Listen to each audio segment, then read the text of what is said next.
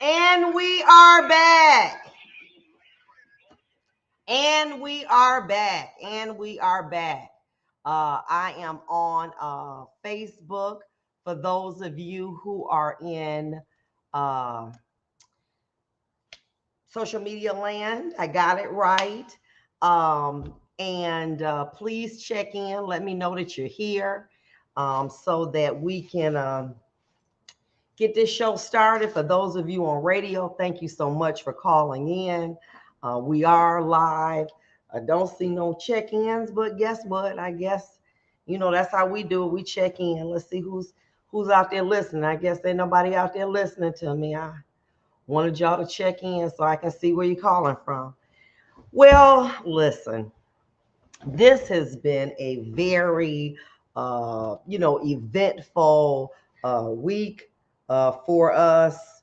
A lot of things have happened since we have been here before, and I want to get right to some of the things that I think are very important.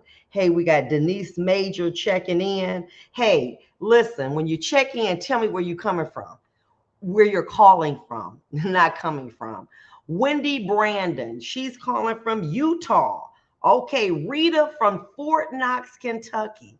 Dee Dee Smith said, come on now, Vonda. We got Stephanie Berry, hi. Phyllis Salazar, good morning from Los Angeles. Melinda Jadale, hello. Uh, Stuart from Texas. Stephanie Berry from Atlanta, Georgia. Okay, Pamela Williams from Woodstock, Georgia. Renee Miller from Tennessee. Dee Dee Smith from Chi-Town. Sandy Banks from Illinois. Katie Bloom from Washington. Kelly Wallen from New Jersey. Phyllis Salazar from Los Angeles.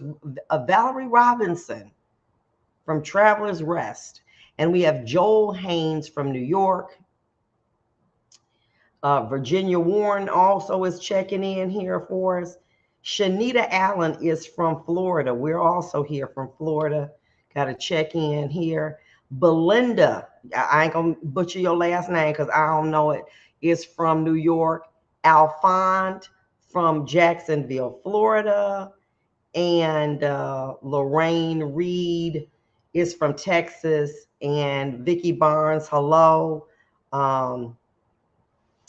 And Maria is from Massachusetts. Okay, so listen. And Robin is from Virginia. So listen, I want to jump right into this right quick. I try to, Dorothy Stevens from New Orleans, Charlie White from Waycrest, Georgia, Vicki Barnes from Roxborough, North Carolina. Okay, all right. Okay, so let me say this to you. Let me start the show. Many of you who are listening locally being in Michigan, knew about the officer in Grand Rapids shooting and killing Patrick Leal. Now, I hope I'm saying his name right because I'd be butchering people's name up, and it's not that I mean to. And basically, what this was a police encounter. Let me get my lighting right. Okay. All right, very good. Much better. It was a police citizen encounter. Now, here's the situation. What is alleged is that the officer noticed that the tags appeared to not match the vehicle. Now, because I don't want to get my blood pressure up, okay? I'm not going to do that. You're going probably 20 miles an hour conservatively, and you're going north, the car is going south. How you see it that fast? And how can you check? In Michigan, we have a sticker, and it's very small. It's maybe about, I don't know, the size of a thumb. And it has a number on there, etc. So he's saying that was a sticker, and he's saying the license plate. So you're going 20 miles past a car. How do you see that fast? But let's get to it. He pulls the car over. He talks to Mr. Leal, And there seems to be, some going back and forth, at which time Mr. Leao runs. Okay. He tasers him. It doesn't work. There's a scuffle, and then he takes his gun, the officer does, and shoots Mr. Leao in the back of the head.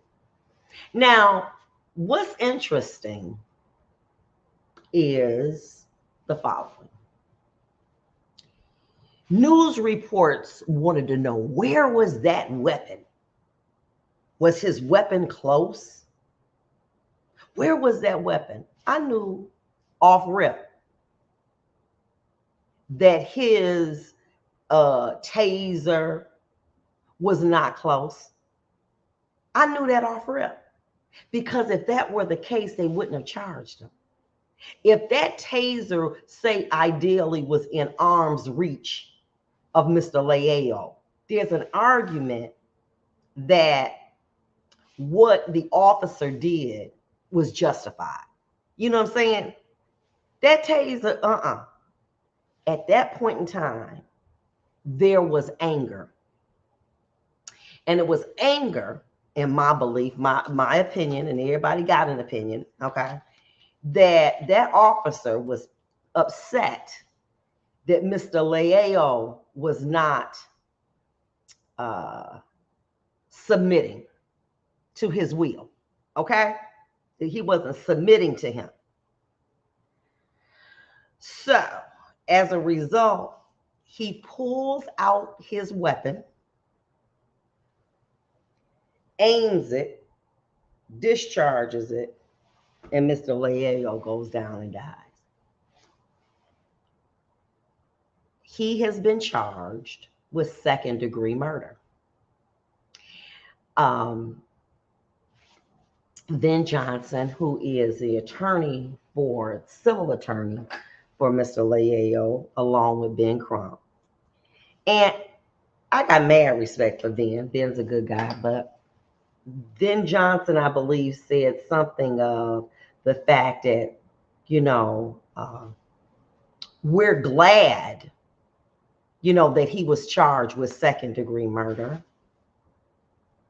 because a police officer would never be charged with first-degree murder. Why? Pookie and Ray Ray, if they had took a gun and shot somebody in the back of the head, they would be charged with first-degree murder. But we should be glad. Now, see, I'm kind of trying to wrap my mind around this, because I don't think, as African Americans, Black people, we are citizens. Then Johnson, a Detroit representing Leoya's family, said he thought second-degree murder charge against Shore, that's the police, is reasonable, adding that the officer was lucky that he was not charged with first-degree murder. He should have been. This is outrageous. When you shoot somebody in the back of the head, we should not be complicit or well, at least they did that. Huh? Had that been Pookie or Ray Ray or Jose, they'd have been charged with first-degree murder. But not this white boy up in Grand Rapids. Why is it different rules for different segments of the community? If you're a police officer and you shoot somebody in the back of the head, that is, based on my understanding of the law, that charge could have been and should have been first-degree murder, premeditated. But he's a police officer. I do not care if he is a police officer or not. Let me go over some of the elements for first-degree premeditated murder as I understand them, as I gave in my courtroom. That may have changed in 3 years, but this is what I used to give. So it might be outdated. First, that the defendant caused the death of Patrick Leoya. that Patrick Lyoya died as a result of being shot in the back of the head. Second, that the defendant intended to kill Patrick Lyoya.